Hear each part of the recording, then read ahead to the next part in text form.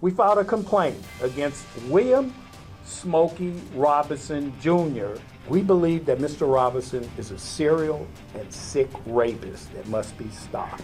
The very man who swooned fans with his music for decades is now accused of sexual assault. But he's not the only one named as a defendant in this shocking lawsuit. I'm Elizabeth Millner with Law&Crime. Smokey Robinson and his wife Frances are accused of negligence, sexual battery, false imprisonment, and hostile work environment. And those are just some of the claims brought against the legendary singer by 4 women who we only know as Jane Does. The principal causes of action against Mr. Robinson in particular are sexual battery, assault, false imprisonment, gender violence, and creating a hostile work environment. Obviously, these ladies are identified in the lawsuit as Does, Jane Does 1 through 4, to protect their privacy, since the lawsuit involves sexual misconduct of the worst sort. The nearly 30-page complaint was brought against Smokey Robinson and his wife Frances Robinson today in Los Angeles Superior Court. Our 4 clients have a common thread. They're Hispanic women who were employed as housekeepers by the Robinsons, earning below minimum wage.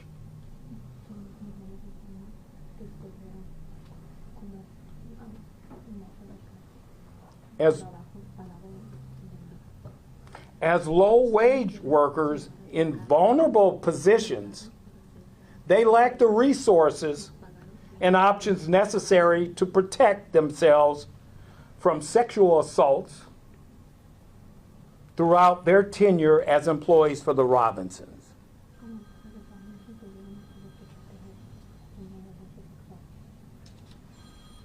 Let me briefly summarize each of their individual claims.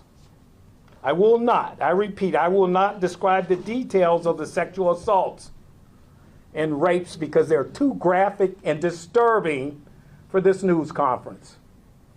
But you can read them in the complaints that we have provided with many of you today.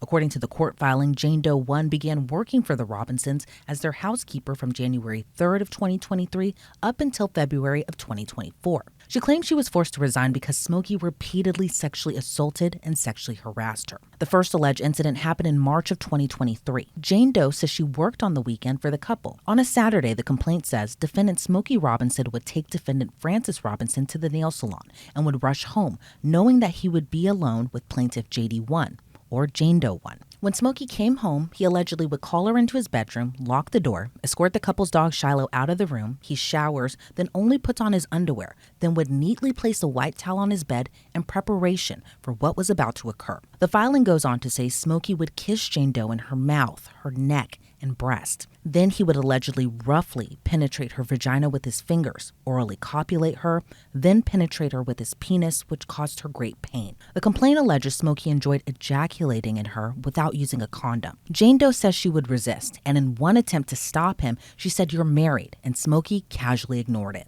The filing says Smokey allegedly sexually assaulted Jane Doe in that same manner at least 7 times, and the last assault occurred on February 17th of 2024, and she resigned the following week. As for Frances Robinson, Jane Doe 1 alleges she failed to take appropriate action to prevent her husband's conduct, despite having full knowledge of his alleged prior acts of sexual misconduct. According to the filing, he settled cases with other women that have suffered and experienced similar sexual assaults perpetrated by him. Jane Doe 1 also claims Frances perpetuated a hostile work environment by regularly screaming at Jane Doe 1. As for Jane Doe 2, she worked for the couple from May of 2014 until February of 2020 and only resigned for the same reasons as Jane Doe 1. Jane Doe 2 claims that Smokey sexually assaulted her in the later part of 2016 when they were home alone together. Smokey allegedly texted her asking her to meet him at his home in Chatsworth, which according to the complaint was without closed-circuit cameras. He allegedly summoned Jane Doe 2 to the laundry room or garage where the cameras weren't there. He would grab her and begin penetrating her with his fingers, and then he would allegedly rape her. The filing says Smokey allegedly sexually assaulted Jane Doe 2 23 different times and would humiliate her. He also allegedly didn't use a condom with her either. And if she refused, Smokey allegedly would make his wife be mean to her. Jane Doe 2, like Jane Doe 1, says she was unwilling to report due to fear of losing her livelihood, public embarrassment, effects on her immigration status, and because Smokey was a well-known celeb with influential friends and associates. Jane Doe 3 allegations are very similar. She worked from Smokey from February of 2012 until April of 2024. He would allegedly do the same bedroom ritual, including showering, placing a towel on his bed, then would allegedly force Jane Doe 3 to lie face down on the towel and then would penetrate her. The complaint alleges Smokey Robinson raped Jane Doe 3 in the same manner at least 20 times. On one occasion, Jane Doe 3 allegedly resisted the singer, and Smokey allegedly offered her $500 to allow him to orally copulate her, which she refused. She claims she resigned from her job in April of 2024 after his alleged sexual assault and hostile work environment was experienced daily. And she says that Francis allegedly perpetrated the hostile work environment by regularly screaming at her and saying ethnic slurs to her, something that Jane Doe 1 and 2 also claim happened to them. As for Jane Doe 4, she was also a longtime housekeeper for the singer, working from him from October of 2006 to April of 2024. She also worked as a personal assistant, cook, and hairdresser for Smokey's wife, Frances. Jane Doe 4 claims the first sexual assault happened in 2007 when she accompanied Smokey to his Las Vegas home. When the two were alone together, he allegedly forced her into the bedroom and raped her. Another incident in the filing says around mid-2019, Jane Doe 4 was cleaning the primary bedroom. Smokey showered and returned to the bedroom while naked and erect. He allegedly did the same method that he allegedly did with Jane Doe's 1, 2, and 3, pulling back the sheets, laying the towel down, and began kissing her breasts and neck, then allegedly raped her too. According to the filing, Smokey's alleged sexual harassment and assault continued until the very day she decided to resign. The filing says Smokey's wife Frances also regularly screamed at Jane Doe 4 in a hostile manner and used ethnic slurs against her. The obvious question that one will ask, and I suspect most will, why didn't they report Robinson's criminal misconduct to law enforcement or go public before now? As I said before, these women were all low-wage earners living from paycheck to paycheck. They all feared missing a payday and not being able to pay their rent or buy food for their families. And also, Smokey's Robinson's celebrity status intimidated them and all made them feel powerless. I want to add that these 4 women were afraid of shame, familial humiliation, and embarrassment. The stigma that still exists in some cultures that unfortunately blames a rape victim for the assault perpetrated against them. And having to tell their husband and children of these despicable acts against them left them overwhelmed with shame and embarrassment. So throughout their dreadful experiences with Mr. Robinson, all 4 women remained silent because many of them worked at the same time.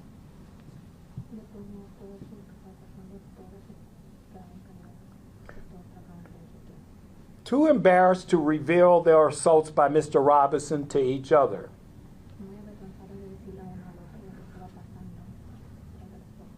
Once they broke their silence, an avalanche of emotions began to flow between them.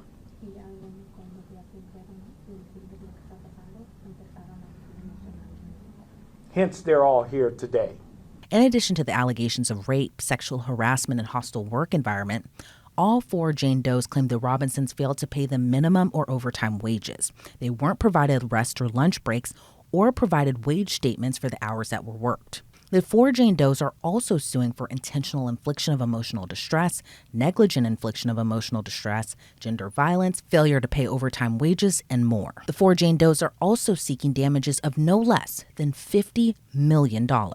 Obviously, no amount of money can compensate these women for what Mr. Robinson subjected them to. But given the gravity of Mr. Robinson's despicable and reprehensible misconduct that is further detailed in the complaint, this amount is clearly warranted.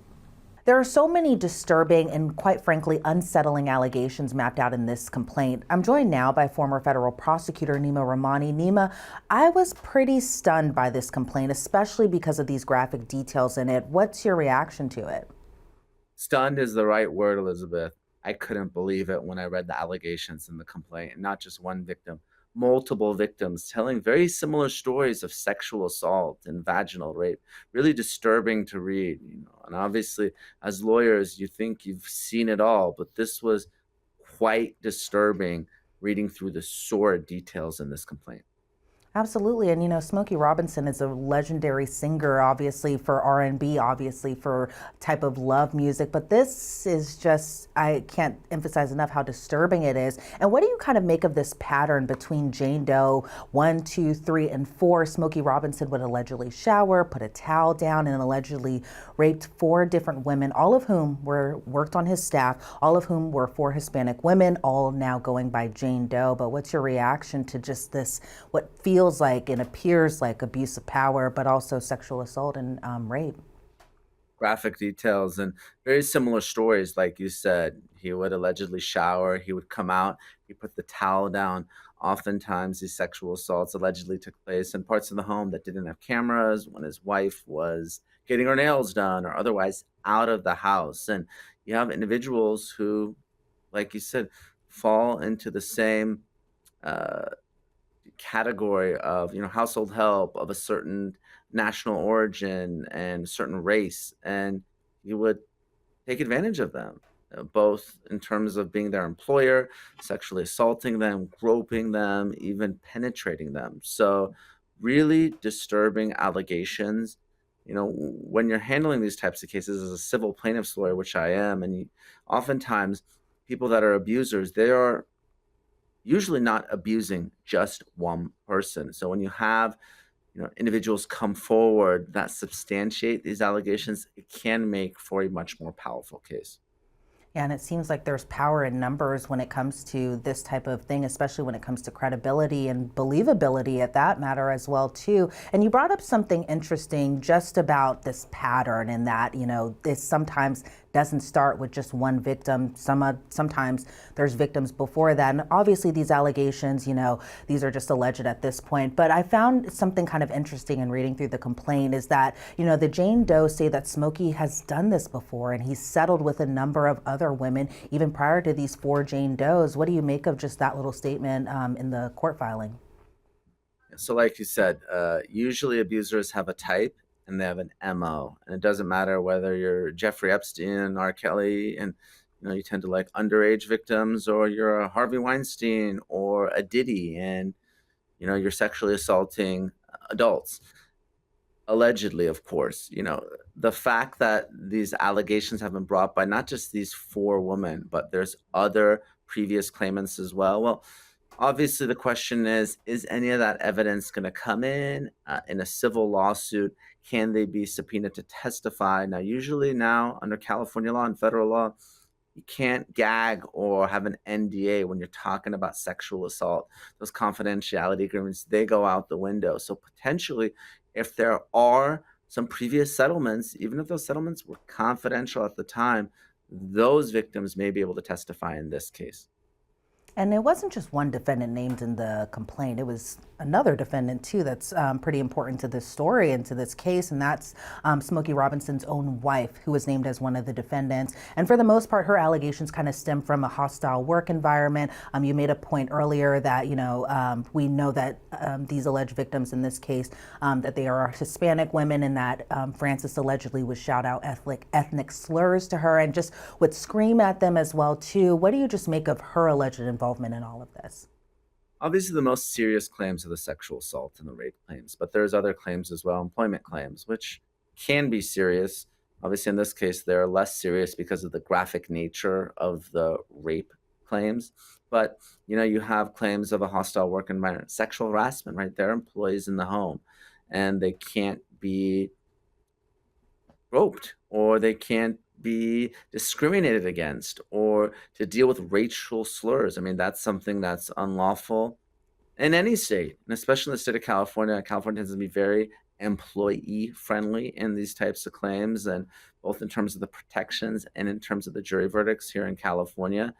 They tend to protect employees here. We do employment work and we handle these types of cases all the time, and the jury verdicts can be pretty significant. Yeah, and in your opinion, we see this always brought up, especially when it comes to us talking about, the Diddy lawsuits, and now we have this going on with Smokey Robinson. But a lot of people are always questioning, why not bring this up criminally? Why go the civil matter or the civil route, excuse me? Some of these alleged incidents happened just last year, but in your opinion, what do you say to that? As a former prosecutor, there are many times where I walk my client into the Los Angeles Police Department or the Los Angeles County Sheriff's Department or the local police department. I've met with district attorneys, sex prosecutors, and the burden of proof in a criminal case is higher. Prosecutors sometimes like to take the easy wins. He said, she said type cases can be challenging to prove beyond a reasonable doubt. Now, again, if you have multiple victims, that makes it easy. And frankly, Elizabeth, up until November, we had a district attorney in Los Angeles, George Gascon, who was perceived as being soft on crime and not prosecuting a lot of these cases. Now we have a new district attorney, Nathan Hochman, who's been more aggressive. We've seen it with cases like the Menendez brothers, for instance. He's taken a very different position. So sometimes the criminal case is outside of your hands as a victim's attorney.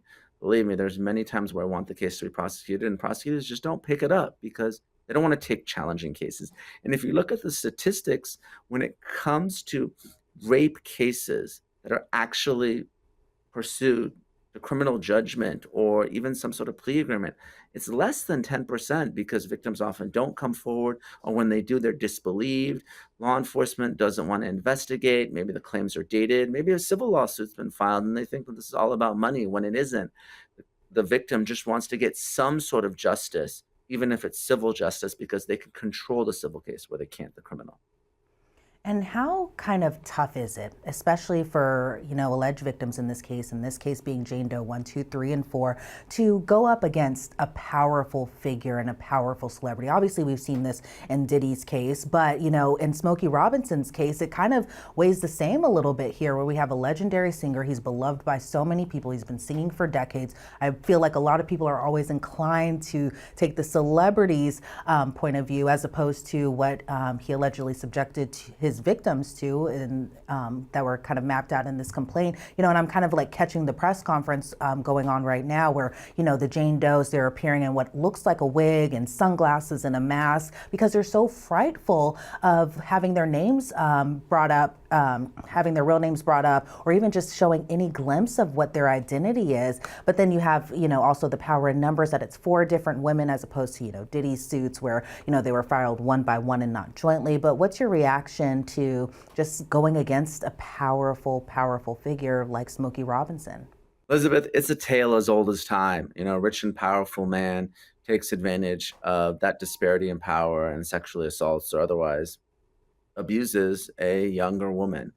And oftentimes, those women are not believed. I can guarantee you in the comments below on Law and Crime, there's going to be people saying that this is a shakedown, this is extortion, this is a money grab, maybe even horrific racial slurs or degrading slurs about these women. I don't know them. I'm not representing them. I don't know Smokey Robinson or his wife. The allegations may not be true, but people are quick to defend celebrities. Celebrities do very well in this country when it comes to civil and criminal cases because jurors and members of the public love them. They can't think that their favorite celebrity, their favorite artist can be involved in rape. Well, as someone that represents victims and I've sued, so many people in the music industry, I can tell you that it happens and it happens quite frequently, whether it's Kanye, Lizzo, Jason Derulo, Megan Thee Stallion. I mean, I can't tell you how many cases we have active right now against people in the music industry. And obviously everyone knows about Diddy and R. Kelly and others that face criminal prosecution as well. But this is a big problem. Victims are not believed. And that's why so many of them are hesitant to come forward. I can't tell you how many people come into my office here in Los Angeles. I sit down with them. They tell me this horrific tale. And when I tell them, okay, this is what a lawsuit entails, you're going to have to tell your story at a deposition. You're going to have to testify at trial. Even if you're a Jane Doe and even if people aren't reporting your name, courts in this country, they're open to the public, right? We recently had a case against Soldier Boy, where our victim had to come and tell her story and relive that trauma of being raped and sexually assaulted. It is not easy. So for every one of those victims we have, there's probably 5 to 10 others that can't go through it. They can't relive that trauma in a very public way. So it is challenging for the victims here. Yeah. And what do you make of this $50 million in damages that the plaintiffs are seeking? And do you think that this is possible, that this will spring a domino effect, maybe something similar to how we kind of saw with Diddy as well, too? We did. I mean, you're talking about Diddy, it was Cassie Ventura, right? She had a very long relationship with Combs and more than a decade. And when she filed that lawsuit, we saw others come forward. And, 4 is a lot of victims. I think probably that's what we may have in the Diddy criminal case, but that's pretty significant in terms of the number of people who are making very similar allegations of being raped. And, 50 million collectively is not a significant number, in my opinion, for someone that has been raped in some instances dozens of times. And collectively, if that's the demand, I think that is not unreasonable under the circumstances. Well, Nima Rahmani, I want to thank you so much for your time today and your insight into this. This was a very, very shocking complaint that, just reading through it, I was just astonished. But before we sign you off, do you see this case going to trial? It's possible. The vast majority of cases settle. I do expect this case to settle. Sounds like Smokey Robinson has settled these claims before. I don't know if he has $50 million, in his bank account or liquid or even handy, but if there is the possibility of settlement, oftentimes that makes sense. Less than 2% of these cases actually go all the way to trial. All right, we'll wait and see what continues to happen in this case. Again, Nima Rahmani, thank you so much for your time today. I always appreciate it. Well, thanks for having me, as always. At the time of this recording, Smokey Robinson has yet to respond to the allegations against him and his wife. Reporting for Law and Crime, I'm Elizabeth Millner.